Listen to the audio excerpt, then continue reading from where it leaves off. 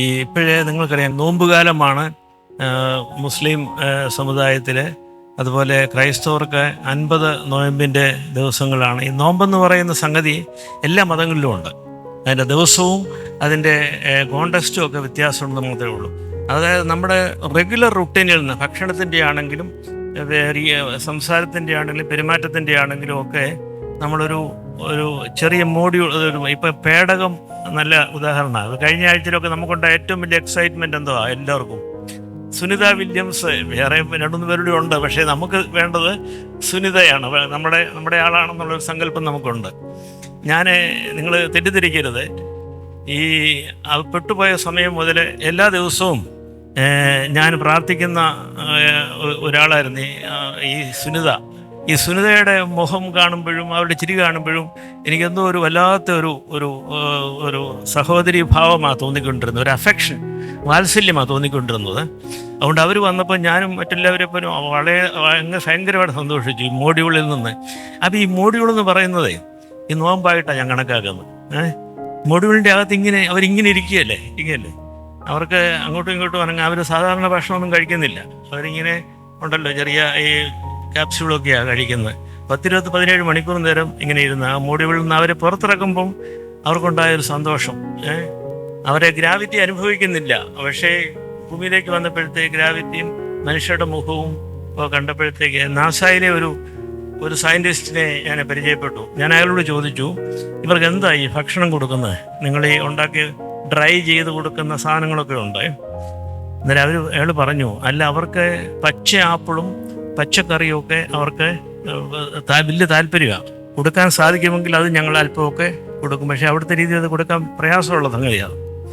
അതിൻ്റെ അർത്ഥം അപ്പം ഈ ഒരു സമയം ഈ മോഡ്യൂളിൽ അവരെ ഒതുങ്ങിയിരിക്കുന്ന എന്തിനു വേണ്ടിയാണ്? ഫോർ എ ന്യൂ ബർത്ത് അല്ലേ? അപ്പോൾ എനിക്കതാ തോന്നിയിട്ടുള്ളത്. ഇപ്പോൾ യേശു 40 രാത്രിയും 40 പകലും മരുഭൂമിയിൽ പോയിട്ട് ഉപവാസമെടുത്തു, നോമ്പെടുത്തു, പ്രാർത്ഥിച്ചു എന്ന് പറയുന്ന ഒരു സംഗതിയുണ്ട്. അതിനുശേഷമാണ് ഈ ലോകത്തിൽ വന്നിട്ട് ഈ മനുഷ്യനെ സൗഖ്യമാക്കുന്നതും നല്ല കാര്യങ്ങൾ പറഞ്ഞു കൊടുക്കുന്നതും ഒരു വിപ്ലവം സൃഷ്ടിക്കുന്നതും ഒക്കെ അതിന് ശേഷമാണ്.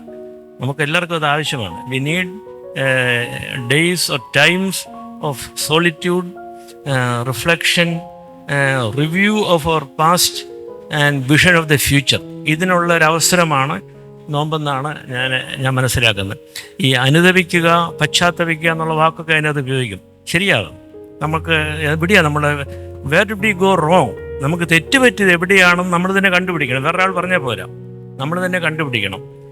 സയൻസിൻ്റെ ഏറ്റവും വലിയ ഒരു കഴിവെന്ന് പറയുന്നതാണ്, നിങ്ങൾക്കറിയാമല്ലോ, എറർ ആൻഡ് ട്രയൽ. തെറ്റ് പറ്റിയാൽ ആ തെറ്റ് കണ്ടുപിടിച്ചിട്ട് തിരുത്താനായിട്ട് ഇപ്പം നാസായ്ക്ക് പറ്റിയില്ല, ബോയിങ്ങിന് പറ്റിയില്ല അവരെ കൊണ്ടുവരാനായിട്ട്. അപ്പോഴാണ് ഇലോൺ മസ്കിൻ്റെ പേടകമാണ് വലിയ പ്രശ്നം അവിടെ. കാരണം ബോയിങ് കമ്പനിക്ക് ആളുകൾ ഹ്യൂമിലിയേറ്റഡായി. അവരുടെ റൈവലാണ്, എതിരാളിയാണ് ഇലോൺ മസ്ക്. പക്ഷേ ഇവരെ കൊണ്ടുവന്നത് ഇലോൺ മസ്കിൻ്റെ പേടകത്തിലാണ് കൊണ്ടുവന്നത്. പക്ഷേ അത് കണ്ടുപിടിക്കും. ഞാൻ വിചാരിച്ച 8 ദിവസത്തേക്ക് പോയിട്ട് 9 മാസമായി പോയല്ലോ എന്ന് എല്ലാവരും വിചാരിച്ചു അതല്ലേ. പക്ഷേ somehow technology has developed a means to bring them back. ഭാരമായ ശ്രമം കൊണ്ടാണ്. അല്ലെ, തെറ്റിപ്പോയി, പരാജയപ്പെട്ടു, നമ്മൾ തീർന്നു എന്ന് പറയുന്നില്ല. ഈ ടെസ്റ്റിൻ്റെ അകത്ത് നമ്മൾ പിടിച്ച് നിൽക്കണം. ഇപ്പം ഞാൻ അവിടെ ഇരുന്ന് ലൈബ്രറി വായിച്ച ഒരു പുസ്തകത്തിലെയും നിങ്ങളുടെ when you come to the end of the rope, ഇങ്ങനെ നമ്മൾ താഴോട്ട് പോരുകയാണ്, ആ റോപ്പിൻ്റെ എൻഡായി, പിന്നെ നമ്മൾ പിടിവിട്ടു അല്ലേ, തീർന്നു പോയി. അന്നേരം അതിൻ്റെ അകത്ത് പറഞ്ഞേക്കുന്നത് അവിടെ കിടന്നുകൊണ്ട് അതിനൊരു നോട്ട് ഇടുക, ഒരു കെട്ട് കിടണം അതിൻ്റെ അറ്റത്ത്. അപ്പോൾ ആ കെട്ടെ നമുക്ക് കുറച്ച് നേരം കൂടെ പിടിച്ച് കിടക്കാനാണ്. അതിനകത്ത് ആരെങ്കിലും വന്ന് നമ്മളെ സഹായിച്ചോളൂ കേട്ടോ. Thank you.